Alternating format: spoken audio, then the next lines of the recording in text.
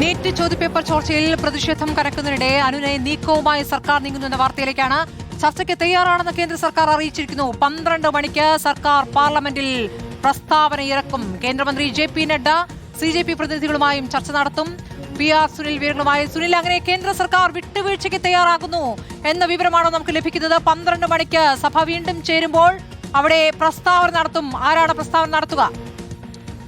സ്മൃതി, കേന്ദ്ര പാർലമെന്ററി കാര്യമന്ത്രി കിരൺ റിജിജു ആയിരിക്കും ഒരുപക്ഷെ പാർലമെന്റിൽ ഇത് സംബന്ധിച്ച പ്രസ്താവന നടത്താൻ പോകുന്നത്. ഏതായാലും ചർച്ചയ്ക്ക് തയ്യാറാണ് എന്ന നിലപാട് സർക്കാർ അറിയിക്കുകയാണ്. നീറ്റ് ചോദ്യപേപ്പർ ചോർച്ചയിൽ ചർച്ച വേണം എന്നതായിരുന്നു ഈ സമ്മേളനത്തിന്റെ തുടക്കം മുതൽ പ്രതിപക്ഷത്തിന്റെ ആവശ്യം. ആ ആവശ്യം കേന്ദ്ര സർക്കാർ അംഗീകരിക്കുകയാണ്. നേരത്തെ അതിന്റെ ഒരു സൂചന സ്പീക്കർ ഓം ബിർള നൽകിയിരുന്നു.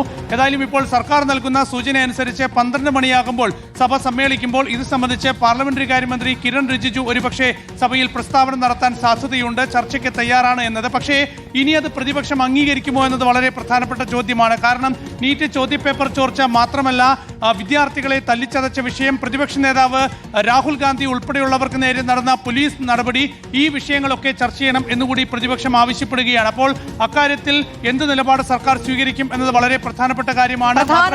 മറുപടി നൽകുക എന്നതാണല്ലോ പ്രതിപക്ഷം ഉന്നയിച്ചിരിക്കുന്ന ആവശ്യം. പ്രധാനമന്ത്രിയുടെ മറുപടിക്കപ്പുറം മറ്റാരുടെയും മറുപടിയും പ്രസ്താവനയും അംഗീകരിക്കില്ല എന്ന തീരുമാനത്തിലേക്ക് പോകുമോ?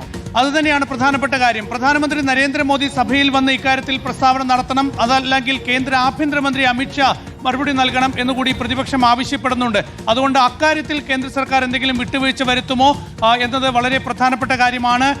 ഏതായാലും 12 മണിക്ക് കേന്ദ്ര സർക്കാർ ഈ വിഷയത്തിൽ പ്രസ്താവന നടത്തും എന്ന കാര്യം ഉറപ്പായിട്ടുണ്ട്. 12 മണിക്ക് ചർച്ചയ്ക്ക് തയ്യാറാണ് എന്ന് കേന്ദ്ര സർക്കാർ അറിയിക്കും. പക്ഷേ അത് പ്രതിപക്ഷം അംഗീകരിക്കുമോ എന്നതാണ് ഇനി അറിയേണ്ടത്. ഇന്ന് മല്ലികാർജ്ജുൻ ഖാർഗെ അല്പസമയം മുമ്പ് രാജ്യസഭാ ചെയർമാനെ കണ്ട ശേഷം മാധ്യമങ്ങളോട് പറഞ്ഞത് ആദ്യം കേന്ദ്ര വിദ്യാഭ്യാസ മന്ത്രി ആ സ്ഥാനത്ത് നിന്ന് രാജിവെക്കണം, അദ്ദേഹത്തിന്റെ രാജി പ്രധാനമന്ത്രി വാങ്ങണം എന്നാണ് മല്ലികാർജ്ജുൻ ഖാർഗെ പറഞ്ഞത്. അതുകൊണ്ട് അങ്ങനെ ഒരു നിലപാടുമായി പ്രതിപക്ഷം മുന്നോട്ട് പോവുകയാണെങ്കിൽ സർക്കാരിന്റെ ചർച്ചാ നീക്കവും അതുവഴിയുള്ള അനുനയമൊന്നും വിജയിക്കാനുള്ള സാധ്യതയില്ല. JP നഡ്ഡ ഇന്നലെ ആശുപത്രിയിൽ പോയി പരിക്കേറ്റവരെ സന്ദർശിച്ചിരുന്നു. അത് തന്നെ ഒരു വിട്ടുവീഴ്ചയുടെ ഒരു നീക്കമായിട്ട് വിലയിരുത്തപ്പെടുകയും ചെയ്തിരുന്നു. ഇപ്പോൾ CJP പ്രതിനിധികളുമായി JP നഡ്ഡ ചർച്ച നടത്തുമെന്ന് പറഞ്ഞാൽ ജന്തർ മന്ദറിൽ എത്തിയിട്ടുള്ള കൂടിക്കാഴ്ചയാണോ?